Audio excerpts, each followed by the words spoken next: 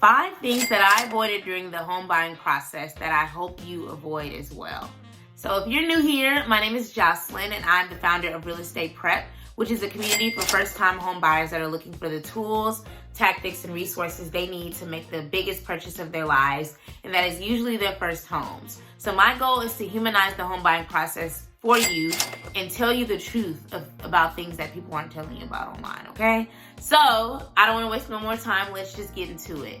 5 things that I avoided during the first-time home buying process that I hope you avoid as well. Number 1 is I avoided new debt. I avoided getting a new car. I avoided the big trip. I avoided any type of big purchase that will impact my debt and or credit, because the underwriter is responsible for basically pushing your loan through and saying she's good to go, he's good to go. And if they find discrepancies or issues in your files, that's going to negatively impact you. It's going to slow down the process of closing. It's going to make the seller agitated because they've already accepted your offer and now it's taking longer to close than expected, all because you decided to get new debt right before you close on your house. Don't do that. Please don't do that. We want to expedite this process and close at a decent time. Number 2 is switching jobs. So usually it's okay. I'm not a lender. You need to talk to your lender, but usually it's okay to switch a job if it's within the same field of the job that you had. But each lender is very selective about that. They have their own guidelines and rules. So you want to make sure that you ask about that. But don't make a whole career shift. Do not leave engineering and go to marketing. That's going to be a red flag. And they're going to flag that on your account. You know, they're going to flag that on your file. And it could potentially impact you, closing on your house. And we don't want that. So try not to move on to a new job or quit your job until you close. I just personally recommend that because anything can go wrong and they can see that as a risk. You're now risky because you're moving around too much.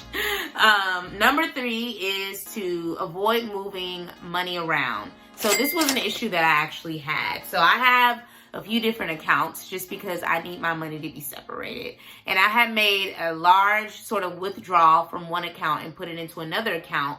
And the account that I put it into, I didn't disclose, when I was getting pre-approved. So they were like, girl, what happened to this big amount of money that you took out of this account? Where is it? My underwriter called, where's the money? Literally.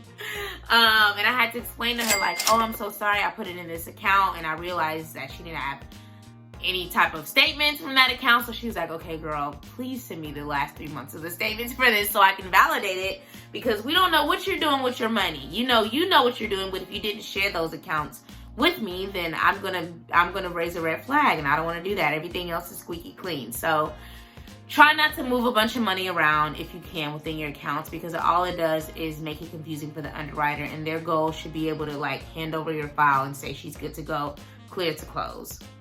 Number 4 is to avoid making large purchases. So that can be, again, a big trip. That can be some big thing that you didn't even realize was a big thing, like a TV, and it is a big thing.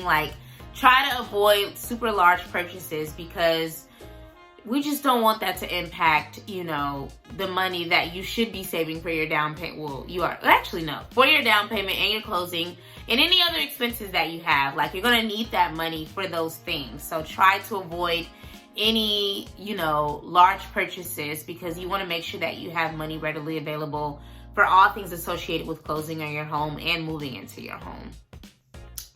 Number 5 is to avoid buying anything for the house until you've closed, until you have the keys in your hand, until you've signed all of those documents at the title company. Please avoid buying furniture. This was not something I did. I learned from other people's examples not to buy anything for the house until you have the keys, because anything can go wrong. The inspection report can come back bad. The house can be appraised for much lower than you thought. The seller can pull out. Anything can go wrong, and you've already bought this super exciting furniture and stuff for your house, and it's not even yours.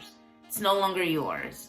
So please, please, please avoid buying anything for the house until you have your keys in your hand.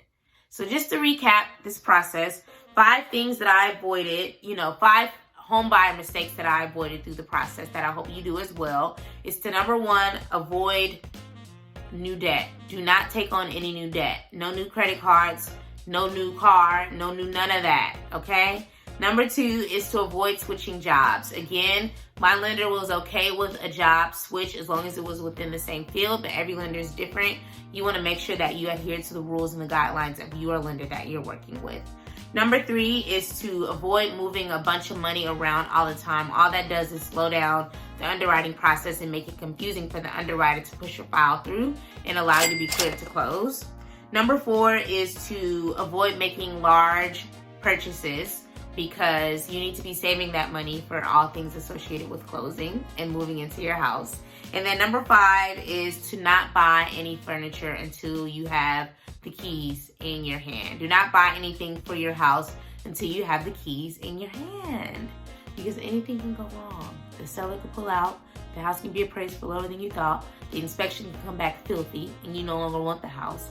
Like, don't buy anything for the house until you have the keys. Please don't buy anything for the house until you have the keys. So those are the 5 things I avoided. If you made it to the end of this video, say I made it, and comment below in the description. Not in the description. Comment below, I made it, in the comment section. And of course, let me know if you have any questions or concerns about the home buying process, or if you have any new ideas of things that you'd like to see covered or like me to cover. Because I want to make this helpful for you all and make it realistic for you all so that you're prepared on your journey and not surprised by these things that could potentially slow down or cancel out your whole contract. So thank you for watching. Please listen.